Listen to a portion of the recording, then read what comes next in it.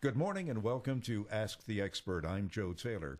This morning, another in the ongoing series of programs presented by the Northwest Regional Key Program for Quality Early Learning.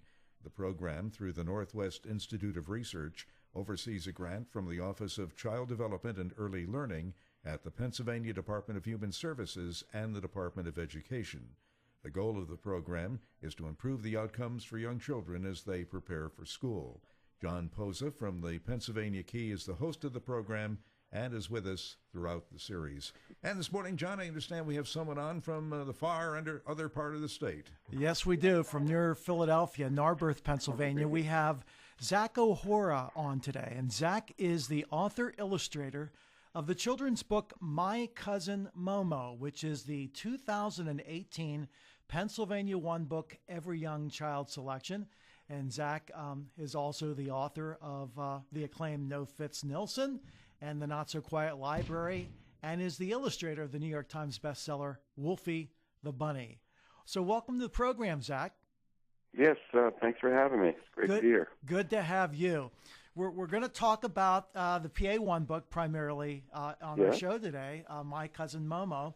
And rather than me, because I read it and I just think it has a great message and it's got humor as well. Tell us a little bit about what the story is about and how you came up with the idea. Sure. So the story, the basic story, Momo is a flying squirrel, and he's going to visit his regular non-flying gray squirrel cousins. And for the first time, they're super excited about the fact that he can fly, and they're waiting for him to demonstrate that. But it turns out he's kind of shy, and they're pretty disappointed by it. So when I was originally thinking about this story, I just was thinking about managing your expectations, which I feel like is a good thing to talk about, for kids and for adults. Yeah, that's so much the case, and also it speaks to the fact of respecting diversity and differences, not only in children but in adults. That was another sort of factor about. I kind of like my children's books to be, and I feel like some of the better books are a little weird, and weird is okay. Weird is interesting, and it's something that I feel like everyone should be open to. And the nicer way of putting that could be is diversity, obviously. And it's nice to find out that things, even if they're not exactly what you expected, they might be a little different. They can still be fun and interesting, and something that you grow to love. So tell me what when Momo, who is the flying squirrel and a cousin of the others the other squirrels, tell me what happens when he comes to visit. So when he initially comes, the cousins are very excited, and they paint a banner for him, welcoming him to their treehouse, and because they live in the treehouse, of course, because they're squirrels. Right. And he shows up, and they have told all of their friends, sort of in the forest, that their flying cousin is going to show up. They're super excited, and everyone's gathered to see him fly, and they get them all together, and he doesn't fly. They're very disappointed, and they go back to their parents and ask, what's the deal?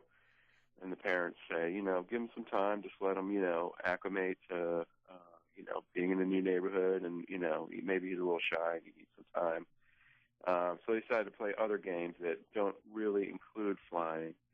And every time they try to play one of these games, and, basic kids games like dressing up as superheroes or hide and seek, and every time they do them, Momo does them a little differently, and they get more and more exasperated because they just can't figure him out. Yeah, and then so good.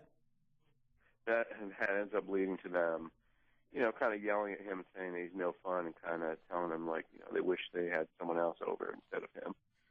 And obviously Momo's, he's pretty upset, so he packs up his little suitcase and he gets ready to leave. And then they realize that, maybe they've been a little too harsh, and they try to play all the same things again, but do it Momo's way. And they find out that doing things a little differently is still actually really fun. You are a father, right? Am I right in that? Yes. Yeah, I have two sons, Oscar and Teddy. How much of what you write in your books comes directly out of the experiences that you've had with your two boys? There's probably 50%. I mean, a lot. When I come up with books, like the first thing I come up with is the character. Usually, the character is just like if I've seen a really cute picture of an animal, and I think that it could be an interesting book idea. I add some little clothes or some little things that hint at their personalities. And usually, when I'm doing that, it's usually to make a card to my wife to apologize for something. So I'm really going for like the cutest possible kind of animal to kind of cover my own track. And then, once that character is developed, then it's, that's when I draw on my own children, to see like what world does this character live in, and what kind of adventures they get into. And then I really draw from my experiences as a dad. Momo is actually sort of based on my younger son Teddy.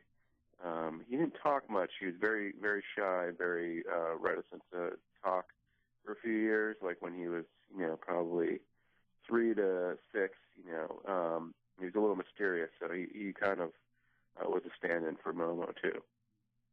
Let me ask you this: a follow-up on that. Do you test what you write as you're writing it, or even when it's done, on your boys, and for their reaction? And if you're in the process of writing, do they maybe suggest a change in where the story was going or how you were telling it? They'll ask me questions. They don't always suggest changes, but they'll, if something doesn't make sense to them, they'll let me know that they don't understand it, and that'll sort of clue me in that maybe, sometimes I leave it, but other times like, oh, maybe that's something I need to tweak and change that makes it more obvious.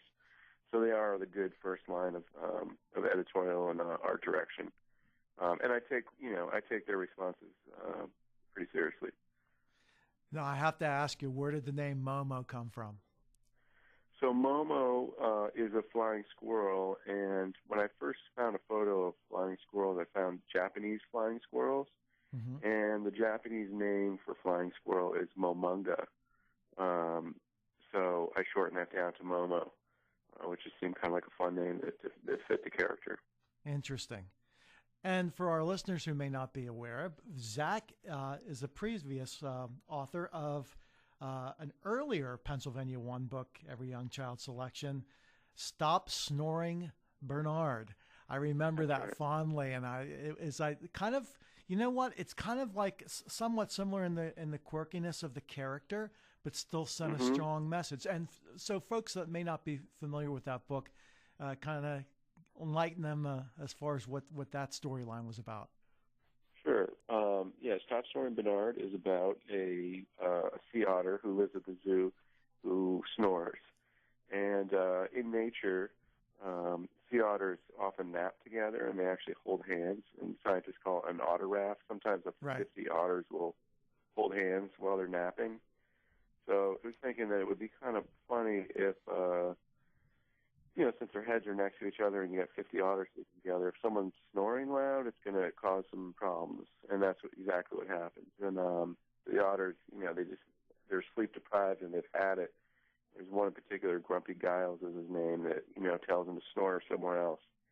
So Bernard goes around the zoo finding other, spots of water to try to sleep, take his nap, and, everywhere he goes, he bothers another kind of animal.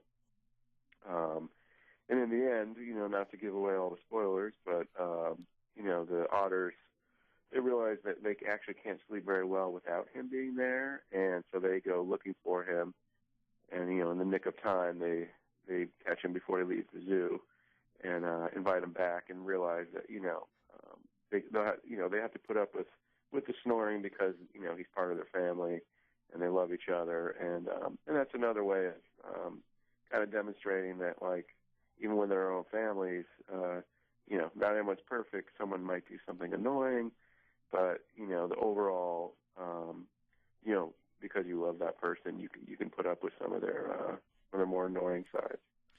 Yeah, it was a great story as well. You know, interesting about the characters, and especially, you know, just talking about Momo or talking about Bernard, is some artist illustrators will use that character and then maybe expand on it with later books with a different type of theme. Is that something that you think that you would be working on now in future writing? Well, I would love to. I mean, particularly with Momo, I would love to revisit that world. Towards the end, at the end of the book, the squirrels, the non-flying squirrels, they prepare to go visit him, and they're marking, a date on the calendar. But I left it open to do kind of a sequel. I think it would be really fun for them to visit wherever he lives, Right. and for them to sort of be fish out of water, kind of. Maybe they disappoint him or something. I don't know. It's not written, but I'd love to do that. Sequels are definitely tricky to do. Like publishers don't always want to do that. They sometimes want to try some fresh stuff. Right. So we'll hopefully, fingers crossed that could happen in the future. Now, I've asked this question of authors before that we've had on, because most of the PA1 book authors anymore of late are both combined author-illustrators. Many Right. are actually they're trained in the illustration aspect. They're artists first, and then put the words to it. Now, when you develop these stories, do you do the illustration first, and then put the story together after when you develop the illustrations? Yeah. Well, what tends to happen, what I would say before, was that I come up with a character first, and that's usually just to make a card for my wife, or just kind of doodling something and something for fun. And usually I'm just trying to make a little character that'll kind of crack me up. And sometimes a story will come, right after I make the character, and sometimes I have to kind of live with the character on my wall, and I just kind of stare at it. And, it might kick around for a year or two before I have a story for it. And once the story starts to emerge, like I usually have the beginning and maybe the ending, and some kind of thing that happens to them, the catalyst for the story. But filling in the middle parts of the story I find very difficult. Sometimes that takes a long time. I'm an illustrator first, so I think visually. As I'm processing it, I kind of go back and forth between, typing out an outline of the story, and then, doing sketches and trying to figure out what can be told visually that would be redundant to have words, and kind of work things out visually as well. Right. That's pretty much what I've heard from other authors as well. It's that the middle part. They have an idea, they know how they want to start it, they know how they want to end it, and it's putting everything in between together. But for those who are just joining us, we're talking with Zach O'Hora, who's the author-illustrator of the 2018 Pennsylvania One book, EveryYoung Child, My Cousin Momo. Zach, obviously one of the things that comes with the selection of every PA1 book every year, the author illustrator goes out on a tour, goes to libraries, goes to child care centers throughout the state. And I know that won't be until later in probably April, because that's the month that we normally promote the PA1 book. Do you have any plans at this point? Do you know anywhere in particular, or has that not been done yet that you'll be going to? That hasn't been completely figured out yet. I know they're working on the schedule now, but over the course of the month, I'll be in every corner of the state at some point. So, but as to the specifics, we don't have that nailed down yet. John, I was wondering if for our listeners you could explain the significance of it being a PA1 book and how it will be distributed and how it will be used. Yeah.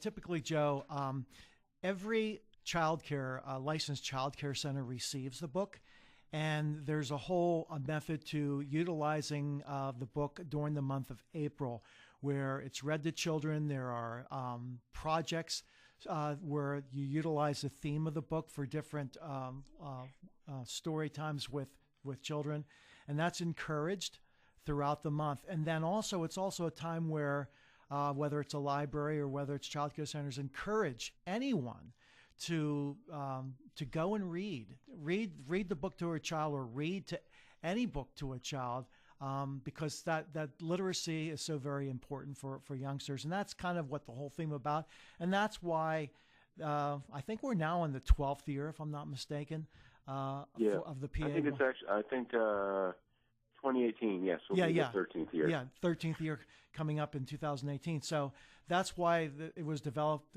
being called PA One Book Every Young Child. So, yeah. So just so that our listeners are aware, so even though Zach's tour schedule hasn't been announced yet, it will be in April. And if you go on the PA One Book website, you'll be able to find out more on the story, and then also on tour information. So, Zach, tell us a little bit about how our listeners can find out a little bit more about you and some of your work. You also have a website, don't you? Yes. Actually, the PA One Book site is pa1book.org, and that, excuse me, that's going to have a bunch of information on me when they update that to reflect the 2018 program very soon. But you can also go to my main site, which is zohora.com, which is just my first initial Z and my last name, O'Hora, OHORA.com. And on there's information about school and library visits, and background in my books, and other illustration that I do. And there's also links there to my Instagram account, and I have a blog that I haven't kept up on. It's kind of switched over to Instagram, but there's a Tumblr blog link on there that has a lot of different illustrations and different kind of behind-the-scenes things that students and teachers can check out anytime. Right, and isn't one of your blogs or one of your sites use the word Fuzzy Town? Yes, Fuzzy Town is my overall sort of umbrella world where all my characters reside. It's definitely something I want to pursue as a kind of a concept overall. Right. Fuzzy Town is, I don't have the URL. I think somebody else has it, so it's not my actual website, but I do call it Fuzzy Town. Right. But my Instagram handle is @FuzzyTown. Right. Well, I'll tell you, it's a great book, and I hate to give away the ending of My Cousin Momo, but it's one of those things where you tie in the beginning to the very end. So, when Momo comes to visit the cousins, the first thing they want to see is him flying, and they're so disappointed that he doesn't fly, and that's how this whole story started. So do you want to share how it ends? Sure. Spoiler alert. He does fly. And like everything that Momo does, he kind of does it in his own way. Right. One thing I found out about studying flying squirrels, I didn't really know anything about flying squirrels. The only one that I know is Rocky. Well, yeah, exactly. Yeah. That's the only thing I knew was Rocky and Bullwinkle, right? Is that there are tons of flying squirrels in Pennsylvania, and you don't see them very often because they're nocturnal. So, in the reveal in the book, it's sort of, it's nighttime. And so that's one of the things we talk about, why is Momo flying now and he wasn't flying before? And one of the options, and I like to leave things kind of open for the reader to decide, is that it's nighttime, so maybe that's just when he naturally flies. He wants to be asleep during the day, and maybe that's why he was shy and reluctant before. Or maybe he was just reluctant to, perform on command to some strangers, who doesn't have stage fright. So that's one of those things, another area of discussion in the book. That makes it kind of fun. I'd like to ask you a question as both a dad and an author. Your books obviously have life lessons in them for little kids. In your opinion, is it more effective for the parent to emphasize and expand on these lessons with the child as the book is read, or to wait and maybe have the child ask questions and discover the lessons and engage the parent in conversation himself? So should the parent initiate or wait for the kid to say, hey, blah, blah, blah, whatever. I think it means this. I think it's good for parents when they're reading the books to sort of prompt questions, and have the child answer it. I mean, there's nothing worse than a preachy book that tells you exactly what you're supposed to be thinking. I mean, those are the worst kind of books. Right. Like the best ones start a dialogue and start a conversation, and I think we underestimate children's ability to understand things instinctively sometimes, and they find things that I didn't even intend, or that adults might not see. So I think it's good to have prompting questions to get them started in thinking about things and just to verbalize what they are thinking. But I like to leave it open, for the kids to come up with their own take on things. Now, Zach, I want to ask you, while we have a little bit of time left, you also, as I mentioned, have I'm assuming it's called a cartoon, right? Wolfie the Bunny on the New York Times. Tell us briefly about how that is and how often it appears in the New York Times. Oh, you know what? Wait a minute. Will Wolfie the Bunny, there's Western Woods did a little video. Is that what you were talking about? Yeah, I guess that you illustrated Wolfie the Bunny, right? Yes. Yeah, just tell me a little bit about how that came about. Sure. My main publisher is Penguin for my own books, but I've been doing a bunch of books that are written by Amy Dyckman, who's a great writer, with Little Brown. And the first of those was Wolfie the Bunny, which is a very funny book about a wolf who gets adopted by a bunny family, and the parents just think he's so cute, and they never think that in nature a wolf might eat a bunny. And the one suspicious person is the baby bunny is definitely concerned that the wolfie is going to eat them all up. And it turns out that she's actually. Normally she would be right, but in this case, Wolfie has no intentions of eating the bunnies. He kind of considers himself a bunny and eats carrots, and it actually ends up protecting her from a bear as we get into the story. But it's a really fun story. Oh, that's great. So many great works that you've done, and so interesting. And a reminder that for listeners who want to find more information on Zach's works, they can go to his website, www.zohora.com. That's zohora.com. I want to wish you lots of luck on the book, My Cousin Momo, the 2018 PA1 book, Every Young Child. Looking forward to hearing about where you'll be visiting, all the libraries and child care centers coming up in April. And Zach, so great to have you. And hope to hear from you again soon. Thank you so much for having me. This is great. And I look forward to being all over Pennsylvania in April. And if anyone is wondering if I'm going to be in the area, definitely check the pa1book.org website. So pretty soon all that stuff will be up there. Okay. Thanks so much, Zach. And that's our program for today. We'll be back in 2 weeks at the same time. In the meantime, you can go online to learn more at papromiseforchildren.com. For John Posa and the Northwest Regional Key Program for Quality Early Learning, I'm Joe Taylor. Thank you for listening, and have a great